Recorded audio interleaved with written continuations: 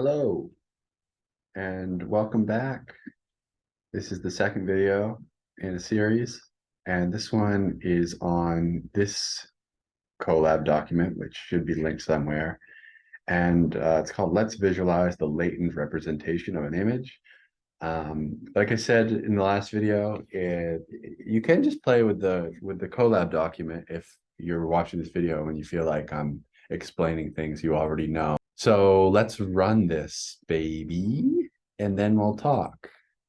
Or we'll talk as it's running because it's going to take a while.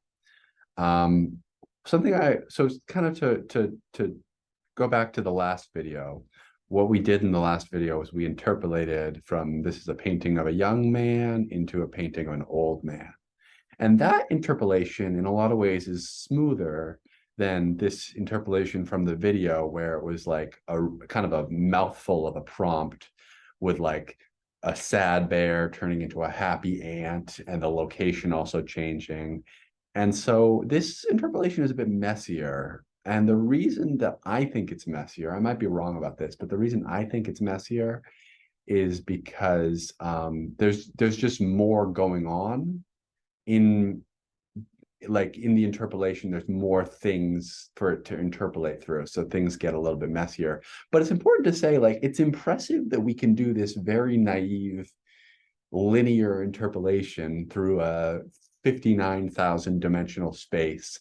And these steps that we've taken are, I mean, they're weird, but they aren't just nonsense. So that's interesting. And that being interesting, let's dive into this notebook. So we're going to look at the tensors, not the actual images, for most of this notebook. Again, that was some code I didn't write. These are some helper functions.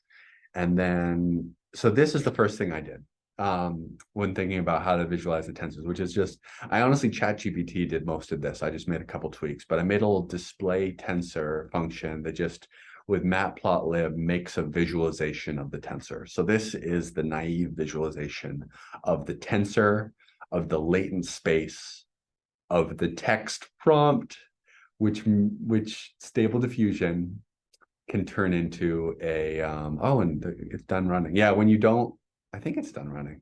When you don't display the images, it goes faster. But anyways, let's get back to it. This is a visualization of the tensor, which can become an image, but it's just a tensor right now. And it's not really much to look at. Another way we can think about it is that the shape of the tensor is 177, 768. So I might be wrong about this because at first I was like 1, well, it's 0 index, so that means there's 2. But I tried to index it on 0 and on 1, and that didn't work. So I think all this is here's a little alternate view of things, alternate way of thinking about things below the notes for this video that I've kept for myself. So basically we've got tensors or an array of 77 values. And we've got 768 77 values arrays. And we've got one big stack of them is, I think, what's going on here. And so we can't really see here because it's zoomed in too much. But that's what we're looking at. And so another way of looking at it is to only take, what I did here was I just copied the function, but then instead of grabbing all 768 slices, we only grabbed the first 10. And so then you can see that we got these little worms, and these little worms they're actually little dots. They're not a continuous line, but there's 77 of them, and they're all a little value. And there's our little worms. That's the thing. And the interesting thing about breaking it down to just taking the first 10 is now we can take 2 different embeddings, whereas one embedding is of the string still life of a banana, and the next one, and the first one is Central Park at dusk. And we can see, if we like kind of compare the two, you can look at that purple one here. It's quite different in the banana embedding versus the Central Park embedding. So that's interesting, right? Like, that's telling us that there's something in that individual tensor which is different. Is that important? Who knows, but that's something to investigate. So the next thing I did was I made a really rough metric, which I call sum diff. And what sum diff does we'll actually look at the code here for a change. SumDiff takes two embeddings, which are tensor objects. They're just those 768 arrays of 77 values. And then it just goes through them both because they're the same shape. We can just compare the first item to the first item of one tensor to the first item of the second tensor. And they're going to be different. And then we take that difference and we just sum it all up in a lovely little variable there. And then we return it. And so here I just made some dummies, and this was the example we used in the last slide.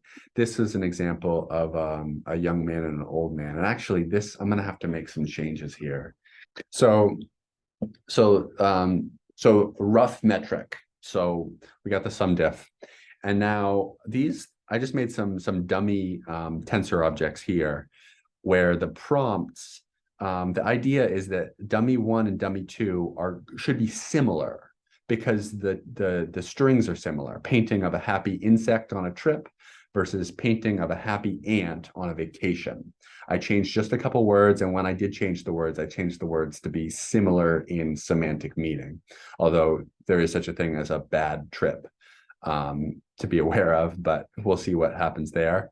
And then this one, we saw that in the last video, painting of a old man, we just changed one word. And then this is just a dummy tensor that's just nonsense. So what we get when we take the SumDiff of similar strings is that the raw value is in the 20,000, just under 30,000 in both cases. Whereas when we're taking the SumDiff of dissimilar strings, it's a bit higher. It's in the 40,000 up into the 50,000 range. And this is just a sanity check. I just wanted to make sure that the function was working, going both ways. But that's interesting, right? Because that kind of confirms our intuition that similarly embedded tensors are coming from similar strings. And when strings have different meanings, the tensor seems to be larger just based off of this very rudimentary. Again, we're just building intuition here. So that kind of clocks a little bit. So we're happy about that. What I did here, the next thing I did was I plotted a distribution. So we're just taking one tensor, and that's just I'm going to use that to zoom in later. But basically just taking one tensor, just putting all the values in an array and then histogramming that array. And we get this skinny boy. But notice that the mean is just about 0 and the standard deviation is just about 1. So when we zoom in, when we use that xlim to zoom in, isn't it nice to see a normal distribution?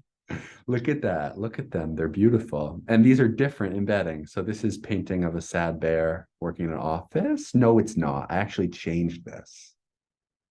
And this is just a nonsense embedding, but they're both normal. Although we can see, just eyeballing it, they are different distributions. So somewhere in those differences is the difference to encode nonsense versus the difference to encode the happy insect on a trip. So normal distributions, that's kind of interesting, right? Now the next thing I did was I took this distribution here and I just chopped off the tails. And when we do that, we just get a big pile of garbage. So this is the normal embedding here. We're just visualizing this dummy. And then we take dummy and we cut off all values where the absolute value is greater than 5. So everything below -5, everything above 5. And we get this. We're staring into the abyss here for the first time in this notebook. If you start playing around with this notebook yourself, you're going to see stuff like this a lot, because when you make a change in these that the decoder doesn't know what to do with, it ends up, this is what eternity looks like. Or this is rather what a meaningless distribution when encoded into an image looks like. Some variation of this, although this one does have some meaning in it. You can see the the start of a shape. And there's a lot to like, there's also a lot to be said about like stable diffusion, and like this is maybe an intermediate step. I don't know. But all I wanted to show is that we cut off the tails and we get hot garbage. So that tells us that the tails are important. So then the next thing I did, kind of following that hypothesis, was what if we took the what if I made this function called the Franken tensor, and the idea is what if we take the tails from one distribution, and when we find a high value in one embedding, we just replace it with the value from another embedding. So I didn't know what was going to happen here, but what happens here, so this is a Franken tensor. I don't remember what went into this one. Tensor 1, tensor 2, dummy 4, dummy 2. So this is taking the tensors, one of the insect tensors and one of probably the young man tensor.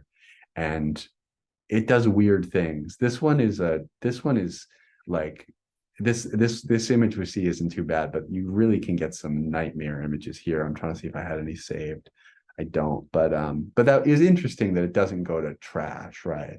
So where I'm going to leave you, I know this was kind of a weird rushed tour. There's a lot more that could be said about all this stuff, but where I'm going to leave you is where I sort of hit a wall with these very naive methods.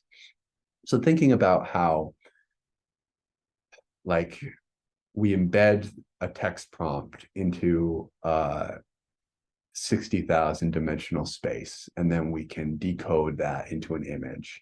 And can we make meaningful changes to the latent space? I tried to make some meaningful changes to the latent space.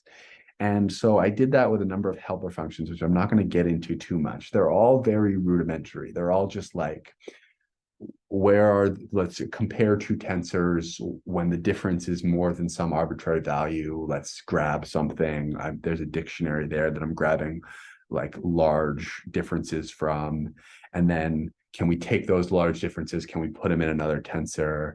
I'm not explaining this code because it's not worth explaining, but except to say that the way it's set up now and the way you can play with it is that you can pass prompts and a list of adjectives into this display difference function. And so what we're going to see is that the first prompt we're feeding in is painting of a normal sized polar bear.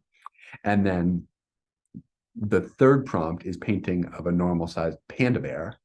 And what we are going to do with this like kind of function of functions is we're going to take a embedding for painting of a normal sized polar bear.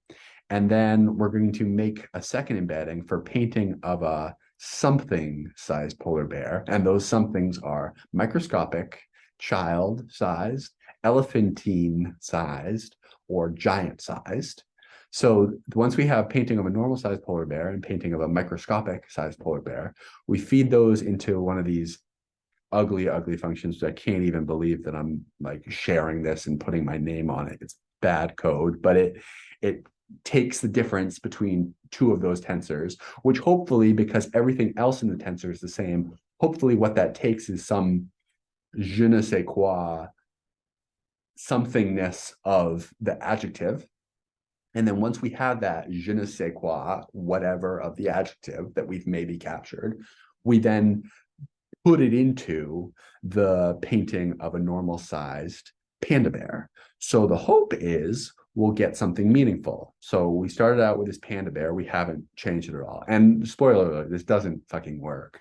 But I'm leaving it in because I think it's interesting to play with, and I'm opening it up if anybody wants to try to make it work better or play around with it. But it is kind of interesting because like this is microscopic, right? So is there something, and we can maybe squint and see a polar bear or a panda, I don't know, but that's the microscopic prompt. That's the child prompt, which has actually kind of yielded some interesting results. This is the elephantine prompt, which kind of doesn't look like much on this one. And then this is the giant prompt. So yeah, so thank you for joining me on this journey of exploring the latent space. I don't know what else there is to say about latent space.